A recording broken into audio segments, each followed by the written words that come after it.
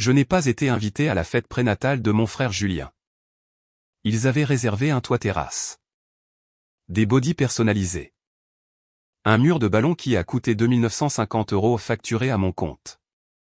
Lorsque j'ai demandé pourquoi, ma mère a dit « Nous pensions que tu serais mal à l'aise. Mais ton nom est sur la carte de remerciement. » 2 heures plus tard, ma belle-sœur Héloïse a posté une légende entièrement financée par notre idiot préféré. J'ai répondu « L'idiot a fini de financer. » J'ai bloqué la carte et signalé les frais. Ce n'était que le début. Je m'appelle Camille et j'ai 34 ans. J'ai découvert que je n'étais pas invité à la fête prénatale de mon frère de la même manière qu'on découvre qu'on ne fait plus vraiment partie de sa propre vie, à travers l'histoire Instagram floue de quelqu'un d'autre. Pas un appel, pas un message, pas même une de ces invitations de pitié que les gens envoient lorsqu'ils veulent prétendre qu'ils ont essayé. Juste une vidéo sur un toit terrasse avec une musique trop forte, des légendes trop joyeuses, et ma famille souriant comme si j'étais un détail qu'ils avaient déjà effacé. Au début, je n'ai même pas reconnu ce que je regardais. Une fille avec qui j'étais allé à l'université, quelqu'un à qui je n'avais pas parlé depuis 5 ans, a posté un rapide panoramique sur un toit terrasse du centre-ville. La ligne d'horizon était brillante derrière eux, la lumière du soleil rebondissait sur les immeubles de verre, le genre de journée qui semble coûteuse. J'ai failli glisser pour passer, puis mon cerveau s'est accroché à un visage familier dans le coin, mon frère Julien. Il se tenait devant un mur de ballon de la taille d'une porte de garage, tenant un cocktail sans alcool, souriant comme s'il avait inventé la paternité. La diapositive suivante montrait ma mère posant à côté de ma belle-sœur Héloïse. Toutes deux riaient devant un portant doré de body personnalisé. Une autre diapositive, Héloïse ouvrant une boîte étiquetée, première tenue de créateur de bébé quai. Un quatuor à cordes niché dans un coin comme si c'était un mariage, pas une fête prénatale. Un barman secouant des boissons avec de petits menus manuscrits, des cocktails nommés d'après des étapes du bébé. L'un d'eux était littéralement appelé « l'épidural ». Et j'ai continué à regarder parce que mon esprit essayait toujours de me convaincre qu'il devait y avoir une raison pour laquelle je n'étais pas au courant. Peut-être que c'était une surprise et que j'étais en retard. Peut-être que quelqu'un avait oublié de me le dire. Peut-être qu'il y avait un deuxième événement. Peut-être qu'ils avaient supposé que je ne pouvais pas venir parce que j'habitais à quelques heures de là. Puis j'ai vu qui était là, des cousins, de vieux amis de la famille, des voisins, ma tante et son mari, l'étrange ami de ma sœur qui vole des fourchettes dans les restaurants, et se tenant près du gâteau comme si elle appartenait au centre de la photo de famille, il y avait l'ex-petite amie de mon petit ami, Manon, souriant comme si elle avait été invitée exprès. Ce fut le moment où j'ai eu la nausée, car ce n'était pas un oubli. C'était un choix. Il ne m'avait pas seulement exclu. Il s'était assuré que tous les autres étaient inclus. Même des personnes qui n'avaient rien à faire là, même quelqu'un qui tournait autour de ma vie et causait des problèmes juste en existant trop près d'elle. Il construisait une petite scène parfaite, et je ne faisais pas partie du tableau. J'ai regardé une autre histoire et j'ai vu la légende sous une photo d'Héloïse tenant son ventre devant le mur de ballon, la journée la plus parfaite entourée de tous ceux qui comptent. J'ai fixé cette phrase jusqu'à ce que mes yeux commencent à me brûler. Tout ce qui compte. Je n'ai pas été triste au début. Je me sentais engourdi, comme si mon cerveau avait heurté un mur et ne savait pas quelle émotion libérer.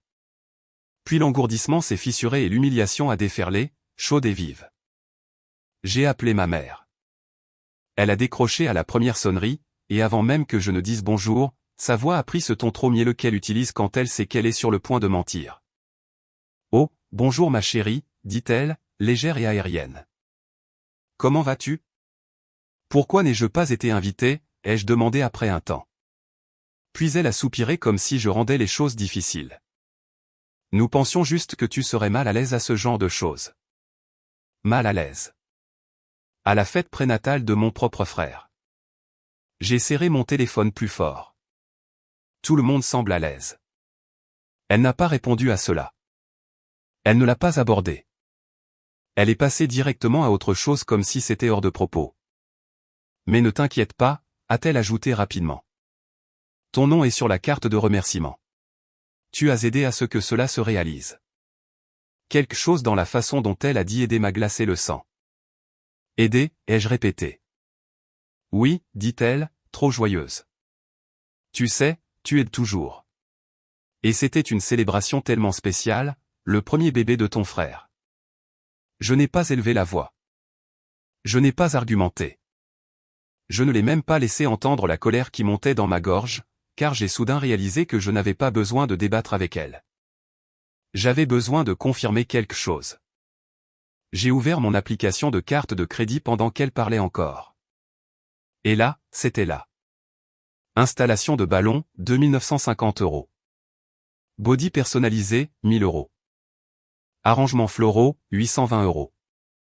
Acompte du lieu, 2300 €. Traiteur, 3300 €. Service de bar, 1850 €. Sculpture d'œil thématique, 440 €, ce qui ressemblait à une blague jusqu'à ce que je vois que c'était réel. Chacun facturé à ma carte de secours. La carte de secours que j'avais donnée à ma mère il y a plus d'1 an pour les urgences, celle qu'elle avait promis de ne jamais utiliser sans me le dire. Ma gorge est devenue sèche. J'ai gardé ma voix stable. Donc, vous avez utilisé ma carte? Elle n'a même pas nié. Elle est restée silencieuse pendant une demi-seconde, puis a essayé d'avoir l'air offensée. Camille, ne commence pas. C'était une célébration. Nous savions que tu comprendrais. C'était ça encore. Pas demandé à assumer. Je ne lui ai pas dit que je pouvais voir les frais. Je ne lui ai pas donné la satisfaction de m'entendre réagir. Je l'ai juste laissé terminer toute justification qu'elle pensait pouvoir fonctionner. Et puis j'ai dit, je dois y aller. J'ai raccroché. Mes mains ne tremblaient pas. C'est ce qui m'a le plus choqué. Je m'attendais à de la rage. Je m'attendais à des larmes. Ce que je ressentais était une étrange clarté calme, comme si quelque chose s'était enfin mis au point après des années de flou. Je suis allé en ligne, j'ai bloqué la carte et j'ai déposé une plainte pour fraude. Lorsque la banque m'a demandé si je reconnaissais les noms des commerçants, j'ai dit oui. Lorsqu'ils ont demandé si j'avais autorisé les transactions, j'ai dit non. Lorsqu'ils ont demandé si je savais qui aurait pu utiliser la carte, je leur ai dit la vérité, c'était ma famille, et je n'avais pas approuvé un centime. J'étais toujours assise là quand j'ai vu la goutte d'eau qui a fait déborder le vase. 2 heures après mon appel avec maman, ma belle-sœur Héloïse a posté à nouveau une photo parfaite d'elle tenant son ventre devant le mur de ballon. Des sacs cadeaux empilés autour d'elle, souriant comme une célébrité sur un tapis rouge. La légende disait, entièrement financée par notre idiot préféré. Emoji cœur étincelant, vert qui teinte. Et elle m'a tagué publiquement, comme une blague, comme un trophée, comme si j'étais censé rire et accepter l'humiliation comme prix de mon appartenance. Je n'ai pas envoyé de message privé. Je n'ai pas appelé mon frère Julien. Je n'ai demandé à personne d'expliquer. J'ai commenté sous la publication, l'idiot a fini de financer. Puis je me suis déconnecté. Les appels ont commencé 1 heure plus tard. Maman d'abord, puis Julien, puis des numéros privés, puis ma sœur. Mon téléphone ressemblait à celui de quelqu'un qui était chassé. Et je savais exactement pourquoi ils appelaient. Non pas parce qu'ils étaient désolés, mais parce que la banque annulait les frais, les fournisseurs posaient des questions, et pour la première fois de leur vie, ils allaient devoir expliquer comment une fête prénatale sur un toit terrasse avait été payée par quelqu'un qu'ils n'avaient même pas invité. Ce fut leur première erreur, penser que je resterais silencieuse. Parce que je ne faisais pas que retirer la carte, je débranchais tout. Le matin après que j'ai commenté, l'idiot a fini, mon téléphone ressemblait à celui de quelqu'un qui était traqué, 17 appels manqués, 9 messages vocaux, des messages textes, et des rafales rapides de 3 groupes de discussions familiaux que j'ignorais habituellement à moins que quelqu'un ne soit mort ou fiancé. Du jour au lendemain, j'étais redevenu la personne la plus importante de la famille. Non pas parce que je leur manquais, non pas parce qu'ils regrettaient de m'avoir exclu, mais parce que la machine sur laquelle ils avaient construit leur confort s'était finalement enrayée. Je n'ai pas tout écouté d'un coup. J'ai d'abord fait du café, lentement et délibérément, parce que je refusais de commencer ma journée dans leur panique.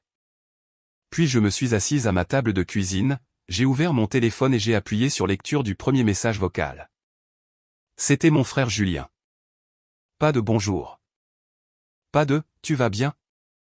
Pas de « pourquoi n'étais-tu pas là ?» Juste lui, en pleine diatribe, la voix tendue et furieuse comme s'il se disputait avec un représentant du service client. « Alors, tu fais vraiment ça pour quelques frais de fête ?» a-t-il claqué. « Tu ne pouvais pas simplement m'appeler. Tu as dû rendre ça dramatique. Tu penses que bloquer la carte et agir comme une victime te donne bonne mine? La façon dont il a dit victime m'a fait serrer la mâchoire, comme si je jouais un rôle, comme si j'étais théâtral pour attirer l'attention. Il semblait moins en colère à cause de l'argent qu'à cause du fait que j'avais perturbé son événement parfait, comme si j'avais ruiné l'esthétique Instagram en refusant de le sponsoriser tranquillement et de sourire depuis l'ombre. J'ai écouté le deuxième message vocal. Maman. Sa voix était tremblante, non pas de tristesse, mais de la réalisation que son arrangement lui échappait. Quand maman panique, elle ne devient pas émotionnelle d'abord. Elle devient stratégique. Elle essaie de vous convaincre de douter de vos propres limites. Je ne comprends juste pas pourquoi tu fais ça, dit-elle, la voix douce, comme si elle me réconfortait. Nous sommes une famille. Tu as toujours aidé avant. C'était une célébration. Le premier bébé de ton frère Julien. Nous ne pensions pas que ça te dérangerait. Nous ne pensions pas que ça te dérangerait. Cette phrase tournait en boucle dans ma tête parce qu'il ne s'agissait jamais de demander. Il s'agissait toujours d'assumer.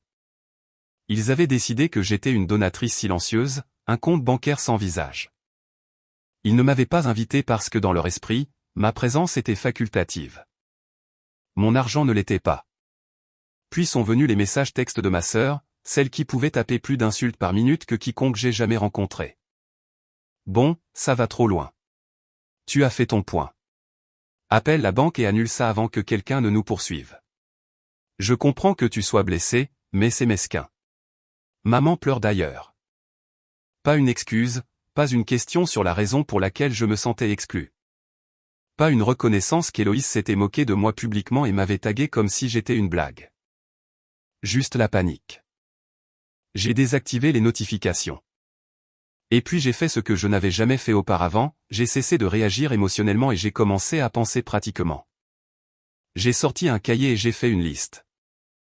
Pas une liste mesquine, une vraie liste. Le genre que vous faites lorsque vous réalisez que vous avez tranquillement garanti le mode de vie de toute une famille et qu'ils se sont entraînés à oublier que cela comptait. En haut, j'ai écrit une phrase, tout ce que j'ai payé a un nom. Puis j'ai commencé à écrire. Le loyer de ma sœur, 5 mois. Elle avait promis qu'elle me rembourserait lorsque son entreprise de pigiste décollerait. Ce ne fut jamais le cas. Elle avait toujours une raison, un mois lent, un client en retard, une dépense surprise qui devenait en quelque sorte mon problème. Le prêt temporaire de mon frère Julien, 1850 €. Il avait appelé il y a 6 mois en disant qu'il avait juste besoin de flotter jusqu'à ce que le congé de maternité d'Héloïse commence. Il n'a jamais remboursé. Il n'en a plus jamais parlé. Et j'ai réalisé qu'il ne l'avait pas conçu comme un prêt. Dans son esprit, c'était une extraction de ressources aussi naturelle que la respiration. Le bail d'appartement que j'ai co-signé pour ma sœur afin qu'elle puisse être approuvée plus rapidement. La façon dont maman m'avait remercié à l'époque, comme si c'était un geste doux, pas un risque légal. La carte d'urgence que j'ai donnée à maman, juste au cas où, parce qu'elle avait juré qu'elle ne l'utiliserait que si quelque chose de grave se produisait. Apparemment, un mur de ballon sur un toit terrasse comptait comme grave. J'ai fixé la liste et j'ai senti quelque chose s'installer en moi. Ce n'était pas une vengeance. C'était un équilibre. Alors, j'ai commencé à tirer les ficelles. D'abord, le bail de ma sœur.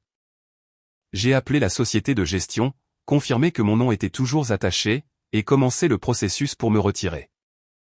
Cela a nécessité de la paperasse et des frais, mais je les ai payés avec plaisir. Je l'imaginais essayer de renouveler son bail plus tard, imaginant son visage quand elle réaliserait qu'elle ne pouvait plus tirer parti de ma stabilité. Puis la dette de Julien. Je ne l'ai pas menacé. Je n'ai pas envoyé de message dramatique. J'ai transmis le montant impayé à une agence de recouvrement que je gardais sous contrat pour mes clients d'affaires. Ce n'était pas personnel. C'était des affaires. Qu'il explique à Héloïse pourquoi un avis de recouvrement est arrivé dans leur boîte aux lettres pendant sa grossesse. Puis la voiture de maman, la voiture que j'avais payée parce qu'elle ne pouvait pas dormir sachant qu'elle devait encore de l'argent à la banque. La voiture qui était toujours enregistrée à mon nom parce qu'elle n'avait jamais pris la peine de finaliser le transfert. Je n'ai pas pris la voiture. Je ne l'ai pas saisie. J'ai simplement déposé la demande de transfert du titre à l'agence de prêt et signalé le problème d'enregistrement afin qu'il soit corrigé correctement. Qu'elle comprenne pourquoi son assurance a grimpé en flèche et que les plaques ont été signalées. Qu'elle ressente pour une fois ce que ça fait quand le confort disparaît. Cet après-midi-là, mon téléphone a vibré à nouveau. Cette fois, ce n'était ni un appel ni un message. C'était une capture d'écran envoyée par quelqu'un que je connaissais à peine, quelqu'un de ma famille élargie qui avait été à la fête prénatale. C'était une publication Facebook. Héloïse avait écrit un long paragraphe passif-agressif sur les proches qui pensent que l'argent équivaut à l'amour et à quel point certaines personnes ne comprendraient jamais les valeurs familiales. En dessous, dans les commentaires, ma mère avait répondu « Tu as absolument raison.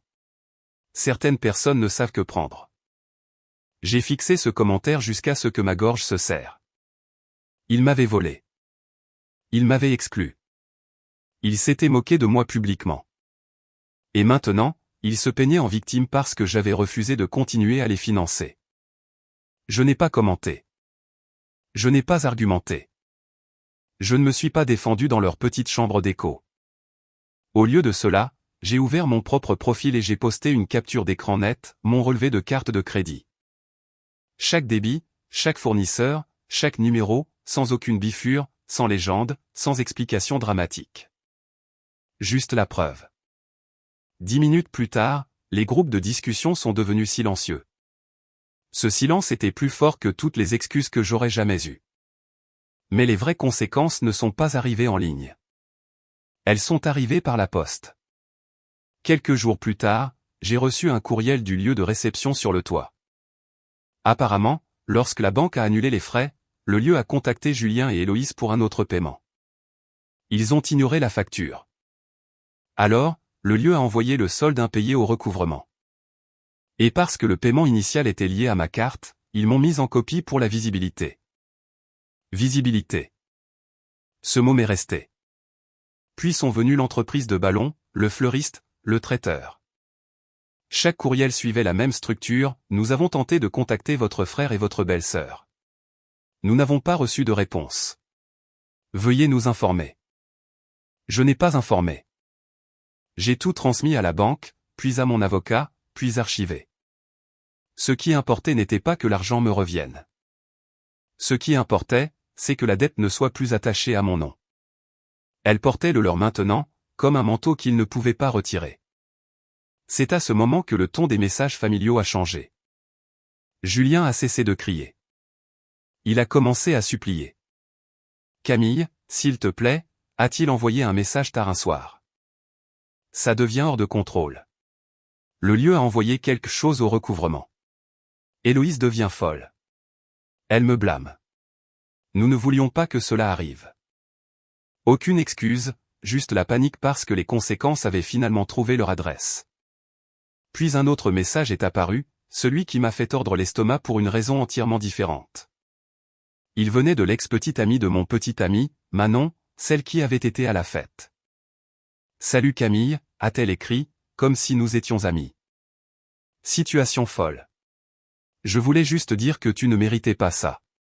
Aussi, es-tu toujours avec lui? J'ai fixé l'écran, sentant cette irritation familière monter. Elle ne demandait pas par souci. Elle pêchait. Elle planait près de l'épave, essayant de voir si elle pouvait en tirer profit. Je l'ai bloquée sans répondre. Puis je suis retourné à ma liste et j'ai ajouté une ligne de plus en bas, une phrase qui ressemblait à une promesse, plus de parrainage silencieux. Plus de cartes d'urgence. Plus de gratitude pour des miettes d'inclusion. S'ils voulaient que je fasse partie de leur vie, ils devront apprendre à me traiter comme une personne, pas comme un moyen de paiement. Et d'après la façon dont mon téléphone continuait de vibrer, je savais qu'ils étaient sur le point d'apprendre quelque chose qu'ils avaient évité toute leur vie, ce que ça fait de vivre sans moi pour arranger les choses. Le silence n'a pas duré. Ce n'est jamais le cas avec des familles comme la mienne. Le silence n'est tolérable que lorsqu'il les sert. Au moment où cela commence à leur coûter quelque chose, ils se démènent pour le remplir de bruit, d'excuses et de pression. 3 jours après avoir posté le relevé de carte, les courriels ont commencé à arriver, non pas de ma famille, mais des fournisseurs. Le lieu de réception sur le toit a été le premier. Un message poli, formulé professionnellement, expliquant que le paiement lié à la fête prénatale avait été annulé, et qu'il cherchait maintenant un autre paiement auprès des organisateurs de l'événement. Étant donné que ma carte avait été utilisée à l'origine, j'étais en copie pour la visibilité. Visibilité. Ce mot m'est resté. Puis sont venus l'entreprise de ballons, le fleuriste, le traiteur. Chaque courriel suivait la même structure, nous avons tenté de contacter votre frère et votre belle-sœur. Nous n'avons pas reçu de réponse. Veuillez nous informer. Je n'ai pas informé. J'ai tout transmis à la banque, puis à mon avocat, puis archivé. Ce qui importait n'était pas que l'argent me revienne. Ce qui importait, c'est que la dette ne soit plus attachée à mon nom. Elle portait le leur maintenant, comme un manteau qu'ils ne pouvaient pas retirer. C'est à ce moment que le ton des messages familiaux a changé. Julien a cessé de crier. Il a commencé à plaider. Camille, s'il te plaît, a-t-il envoyé un message tard un soir? Ça devient hors de contrôle. Le lieu a envoyé quelque chose au recouvrement. Héloïse devient folle. J'ai fixé le message pendant un long moment. Il n'avait toujours pas dit pardon. Il n'avait toujours pas reconnu qu'il m'avait exclu. Qu'ils avaient utilisé ma carte sans demander, que sa femme s'était moquée de moi publiquement et m'avait tagué comme une blague. Tout ce qu'il voyait, c'était le désordre qui échappait à son contrôle. Puis ma mère est arrivée à l'improviste. Rien que cela était choquant. Elle n'était pas venue à mon appartement depuis plus d'1 an. Pas quand j'avais subi une intervention chirurgicale au printemps dernier. Pas quand j'avais déménagé. Pas quand je lui avais demandé de venir juste pour passer du temps ensemble. Mais maintenant que j'avais perturbé son confort, elle s'est soudainement souvenue de mon adresse. Je l'ai regardée par le Judas alors qu'elle sonnait à mon appartement 3 fois, debout, son sac à main serré comme si elle se préparait à l'impact. Je n'ai pas ouvert la porte. Elle a envoyé un message, « Je ne partirai pas tant que nous n'aurons pas parlé ». Je n'ai pas répondu. 20 minutes plus tard, j'ai entendu des voix fortes dans le couloir, le gérant de l'immeuble lui demandant poliment mais fermement de ne pas bloquer l'entrée. Je suis restée silencieuse, mon cœur battant mais stable. Quand elle est finalement partie, elle a laissé un message vocal. Sa voix s'est brisée de cette manière familière, la manière qui me ramenait toujours. Je ne m'attendais pas à ce que ça aille aussi loin, dit-elle. Tu es en train de déchirer la famille, Camille. J'ai supprimé le message vocal parce qu'elle ne voyait toujours pas ce qu'elle avait fait. Elle voyait ma réaction comme de la violence, ma limite comme une trahison, et j'en avais fini d'essayer de lui traduire la réalité. Cette nuit-là, j'ai fait une chose de plus. J'ai envoyé un seul courriel. Il est allé à Julien, ma mère et ma sœur. Pas de ligne d'objet, pas d'explication, juste un fichier joint. À l'intérieur, il y avait tout. Chaque paiement que j'avais effectué en leur nom au cours des 2 dernières années, date, montant, capture d'écran, notes, soutien au loyer, prêt, dépôt, obligations co-signées, transfert d'urgence. Il se terminait par un total net et sans émotion en bas, soutien total donné non retourné, 44 500,00 €. Soutien total à l'avenir, 0 €. Je ne les ai pas menacés. Je n'ai pas demandé de remboursement. Je leur ai juste montré la vérité qu'ils s'étaient tant efforcés de ne pas voir. Personne n'a répondu.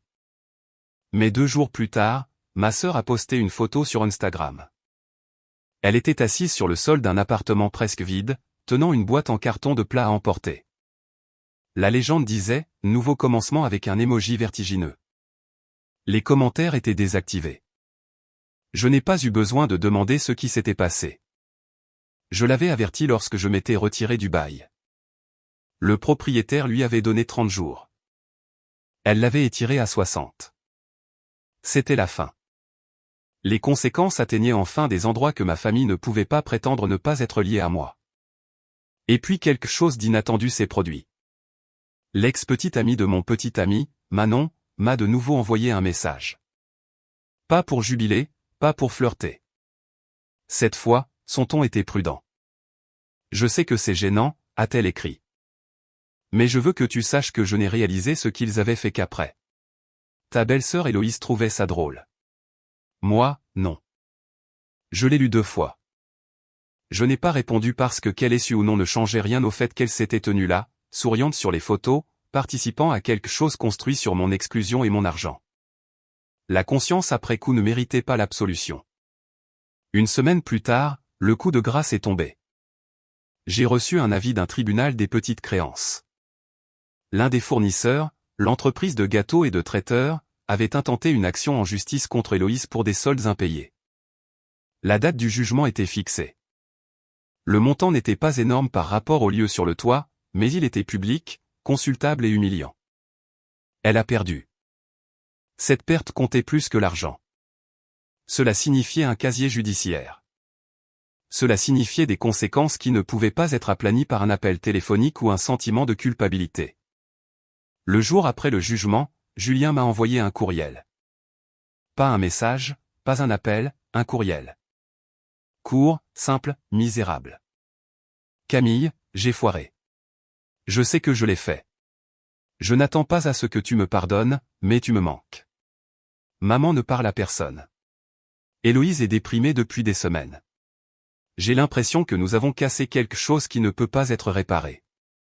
Je voulais juste dire que je suis désolé. J'ai fixé l'écran pendant longtemps. C'était le premier message qui n'essayait pas de minimiser, de justifier ou de rediriger.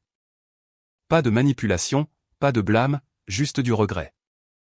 Je n'ai pas répondu, non pas parce que ce n'était pas suffisant, mais parce qu'il devait y faire face plus longtemps. Parce que des excuses sans endurance ne sont qu'une autre performance, et je n'étais plus intéressé par les performances. J'ai pensé que le courriel de Julien pourrait changer les choses. Ce ne fut pas le cas. Ce qu'il a fait, c'est changer la stratégie. Une fois qu'il est devenu clair que la culpabilité et la colère ne me ramèneraient pas à ma place, ma famille a essayé autre chose, quelque chose de plus doux, quelque chose qui ressemblait à la réconciliation, mais qui sentait étrangement une autre tentative de remettre les compteurs à zéro sans admettre ce qu'ils avaient réellement fait. Le premier signe est arrivé par la poste, une mince enveloppe, de couleur crème, avec mon nom écrit de la main soignée de ma mère. À l'intérieur se trouvait une carte de remerciement. La même carte qu'elle avait mentionnée au téléphone. Celle dans laquelle elle avait dit que mon nom serait. Celle qui était censée prouver que j'avais été incluse en esprit, sinon en personne. Je l'ai ouverte lentement. Il y avait 2 noms écrits à l'intérieur, ceux de Julien et d'Héloïse. C'était tout. Pas le mien. Pas de « avec amour de ». Pas de pensée après coup. Pas de gribouillis ajouté comme si quelqu'un avait réalisé trop tard qu'il avait été pris dans un mensonge. Juste la confirmation. Soignée et définitive. Il n'avait pas oublié de m'inclure dans la carte. Il n'avait jamais prévu de le faire. Je ne l'ai pas déchiré. Je ne l'ai pas jeté tout de suite. Je l'ai posé sur le comptoir et je l'ai fixé pendant 1 minute, laissant la déception s'installer en quelque chose de plus silencieux et de plus durable. Puis les cadeaux ont commencé. Un panier est apparu à la réception de mon bureau un après-midi, enveloppé de cellophane avec un ruban lavande. Ma réceptionniste a dit que quelqu'un l'avait déposé ce matin-là. Pas de nom, pas d'explication. À l'intérieur se trouvait une bouteille de vin trop chère, une boîte de biscuits importés et un petit body rose plié soigneusement sur le dessus. Il était écrit « Meilleure tante de tous les temps ». Glissé sous le nœud, il y avait une carte pliée « Ne jetons pas ce qui compte vraiment ». Elle était signée par Julien et son épouse. Pas d'excuses, pas de reconnaissance, juste un appel discret à la réconciliation maintenant que les factures atterrissaient et que la pression était forte. J'ai remercié ma réceptionniste et lui ai dit de le garder ou de le jeter. Cela m'était égal.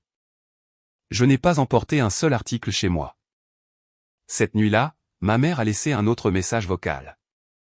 Camille, dit-elle, la voix lourde de tristesse feinte. Je sais que tu es toujours en colère.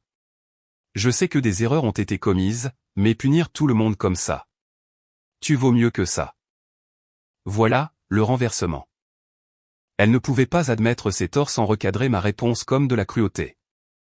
Elle ne pouvait pas dire pardon sans en faire une accusation contre mon caractère. Dans sa version des événements, il ne m'avait pas trahi. J'avais surréagi. J'ai bloqué le numéro. 2 jours plus tard, ma tante a appelé. Nous ne nous étions pas parlé depuis plus d'1 an. Elle a dit qu'elle ne prenait pas parti, ce qui est toujours un code pour « s'il te plaît », rend les choses plus faciles pour tout le monde. Elle m'a dit que la famille s'effondrait et que je devrais peut-être être la plus mature et aller parler à ma mère. J'ai raccroché. Je n'essayais pas d'être plus mature. J'essayais d'être réel. Puis autre chose a changé. Pas en privé, mais publiquement. Une amie m'a envoyé une capture d'écran d'un groupe Facebook privé pour les parents locaux. Quelqu'un avait posté anonymement au sujet d'une situation financière difficile avec un nouveau bébé et des frais d'événements impayés qui menaçaient une action en justice. Les détails étaient vagues, mais les commentaires ne l'étaient pas. Les gens reconnaissaient la fête prénatale. Ils avaient vu les photos. Ils ont fait le lien. Les réponses étaient brutales. Quelqu'un m'a envoyé une autre capture d'écran plus tard ce jour-là. L'un des fournisseurs avait poursuivi Héloïse devant un tribunal des petites créances pour une facture de gâteau et de traiteur impayée. Elle avait perdu. Je ne me suis pas sentie satisfaite. Je me suis sentie validée. Le lendemain, Julien a de nouveau envoyé un courriel, plus court cette fois. Il a dit qu'il n'attendait pas de pardon. Il a dit qu'il voulait juste que je sache qu'il comprenait à quel point il avait gâché les choses. Il a dit que maman ne parlait à personne. Il a dit qu'Héloïse était déprimée depuis des semaines. Je n'ai pas répondu, pas encore. Parce que le silence faisait plus de travail que n'importe quel argument n'aurait pu en faire. Quelques jours plus tard, tous les trois se sont présentés là où je m'y attendais le moins, mon café, celui où je vais tous les samedis matins comme une horloge. L'endroit où le barista connaît ma commande et où personne ne me demande rien. J'étais à la moitié de mon café quand ils sont entrés comme s'ils avaient répété. Ils n'ont pas demandé s'ils pouvaient s'asseoir.